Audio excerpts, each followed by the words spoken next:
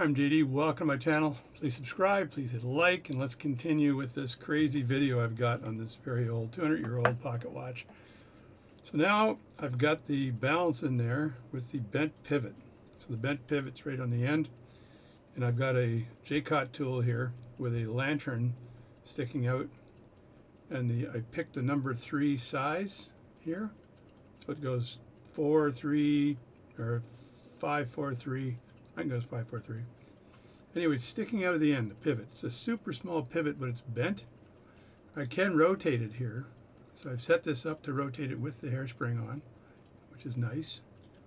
And what I need to do somehow is I need to get this in there somehow. So maybe at an angle, maybe like this. Because what I want to do is I want to very carefully close these to bend that pivot. Now ideally you'd want to approach it from this side, but I can't reach it from that side. So I got no choice, man. Can't reach it from that side. So the other thing is I took a pair of tweezers. I had a very nice pair of tweezers actually, and I took a Dremel tool and shaved them off on the end, and they're a little bit rough here, so I've got to take some a diamond plate, smoothing that out so that there's no burrs at all when I do this. I might be able to reach down the center here and grab this like this. It's a little bit higher. I'm going to get in super close and see what kind of leverage I have. So I'd be going down kind of like that to do this. Not sure if that's the greatest idea. The other approach would be to take a pair of tweezers like these, and I have a ton of stuff stuck to them, and basically come in with the tweezers at an angle like that and squeeze it with the tweezers. That may even be better because I've got more control over this. The thing is, I've got to heat these up a bit, and I've got to transfer the heat from this to the pivot when I'm trying to do this. And I will use a torch. I'll use a torch like this one here to heat up the end, and then away we go.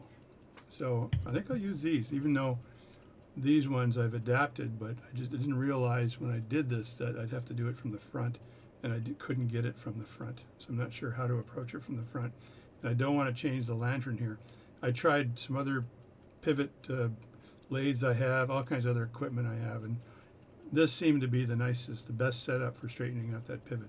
Now, I think 9 out of 10 people tell me that there's no way I'm going to be able to straighten that pivot up. 9 out of 10, at least 9 out of 10. I kind of agree with them. So, so I think that it may be an absolute failure, or it could be a success. I don't know. But I've got to do it. If I can't do this, then I have to try repivoting this. That's even harder because this particular balance, I put it in a lathe collet already, and it ain't centered.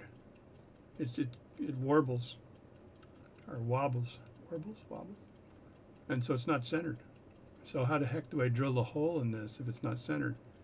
And then the only other thing you can do is make a complete new balance staff for this, and it's got flags in there. So that making a balance staff for a 300-year-old pocket watch fitting in this balance might very well be the hardest thing I've ever done in watchmaking, perhaps, if I end up there.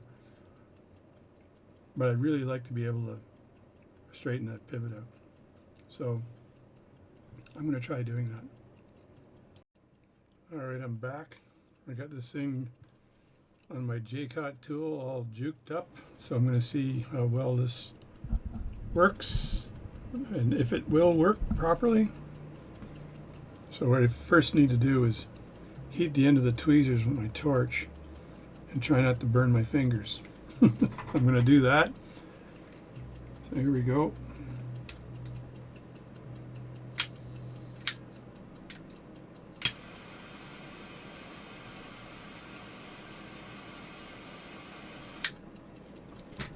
All right, they're heated now. I got to work fast before they cool down.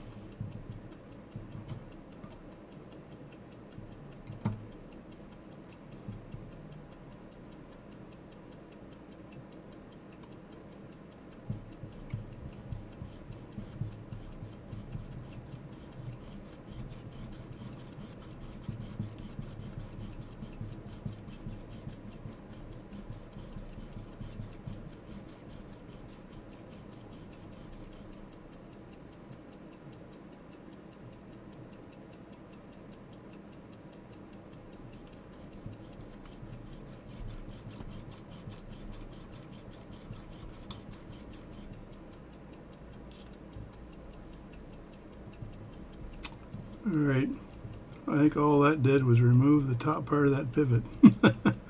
So we'll see how well that works within the watch. I doubt if it is going to work because that top part of the pivot just came off, but it was a really good attempt. And you can tell me if there's any other better methods of doing this. This was in one of my books.